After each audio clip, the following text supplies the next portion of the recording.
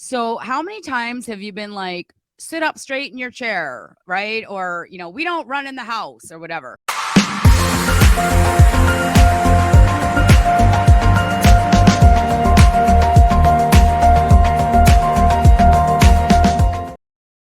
All right, so we're moving on to the S. Okay, we talked about it. We alluded to it earlier. It is show me.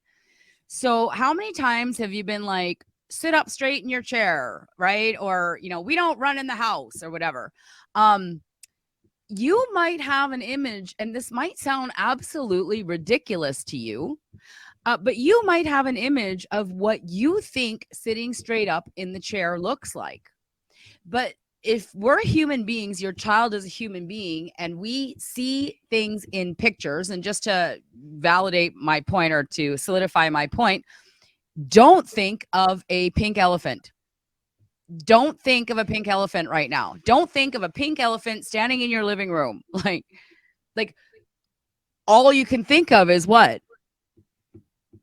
Pink elephant. Pink elephant. Okay. So don't slouch. We don't run in the house. We don't do that. But if you say, hey, you know what? This is how we sit straight up in a chair, and you actually grab a chair, you sit in a chair, you show your child, this is how we sit straight up in a chair. Or, hey, put all your clothes in the laundry basket. It might sound simple to you, but for a baby brain, it might not be that simple. It might be overwhelming if their whole room is filled with toys or filled with clothes or whatever. So again, you take the laundry basket and you go, this is what it looks like to put clothes in a laundry basket. And you actually physically show them how to put the clothes in the laundry basket. And then you put all the clothes back on the floor and you go, now show me. So you show them what you want them to do. It gives them a mental image. And let me just take this off. So the other day we went whitewater rafting, like I was saying, right? I'd never been whitewater rafting before. And at the beginning, the instructor has us all standing around the raft, and he's like,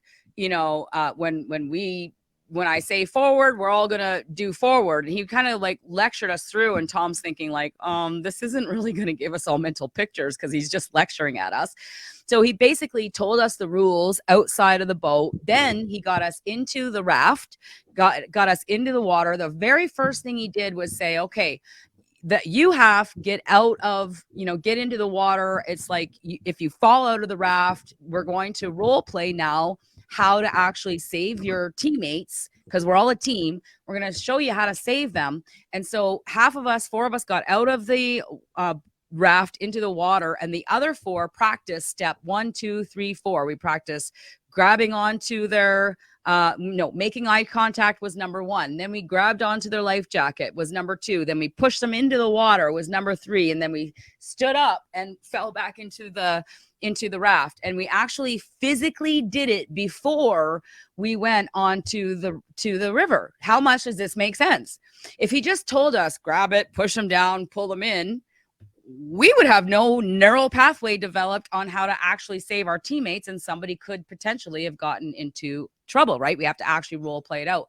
So if you're going to the grocery store, if you're going to a restaurant, if you want to take your child to the mall and go shopping, how much does it make sense to have some role play of, this is how we sit at a chair in the restaurant, if we want to get the balloon at the end or whatever. Like, show them what to do, practice it at home. And if Nicole's still here, and Nicole, like, she's probably gone because she has to work and stuff, but Nicole did this with her, I think 3-year-old at the dentist. She had to take her in for a filling.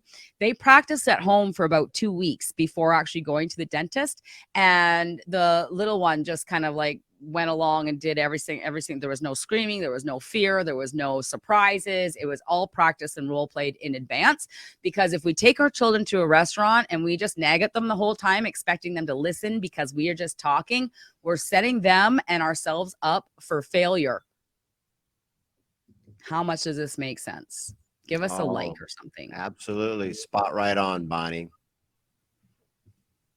Okay. All right. Monkey see, monkey do. Do you want to expound on that at all? I think I was pretty clear, but. Yeah. Always start with monkey see, monkey do. Period. We all start barking orders like Simon Says. Don't do as I do, but do as I say. Well, you'll always go right into attention deficit hyperactive disorder, guaranteed. That And is all when that is their superpowers going, hey, show me. Hey, validate my goals. Hey, ask me some questions about it. Treat me like a human being. Treat me the way you want to be treated. Show me what to do so that I can be like you. So I can say, look at me, look at me, look at me. And you know what? It's never going to end. I took my 17-year-old skiing in the wintertime.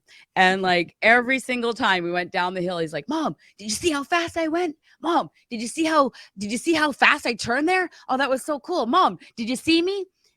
Guys, our children, our toddlers, our 2-year-olds, our 5-year-olds, they need to be seen. If you have a 15 or a 20 or a 30-year-old, there's always time to switch things up and to begin creating the right environment to validate who they are, to build their confidence, to teach them life skills they need so they can leave the nest and go live a successful life.